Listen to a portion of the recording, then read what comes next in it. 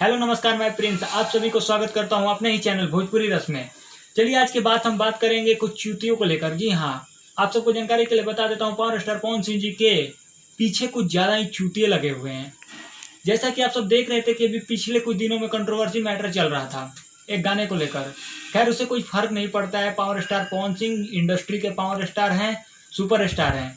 इसी कड़ी में आप सबको मैं एक बहुत ही अच्छी खुशखबरी देने वाला हूँ। जी हाँ, कितने भी चूतिए उनके पीछे लग जाएं या कितने भी उनको नीचे गिराने की कोशिश कर लें, लेकिन पावर स्टार अपना दमखम दिखाता रहा है और दिखाता रहेगा। साथ में ही जितना पावर स्टार अपना दमखम दिखाता है, उनके फैन भी उतना ही उनका पावर दिखाते हैं। चलिए आप सबको लेट ना करते हुए मैं आप सबको खुशखबरी देने जा रहा हूँ। जी हाँ, मीठा मीठा बात है कमरिया के बाद पावर स्टार पवन सिंह जी का बहुत जल्द एक बहुत बड़ा धमाका आप सबको फिर मैं बताता हूँ। ये धमाका पावर स्टार पवन सिंह जी के बोलबम गानों का है।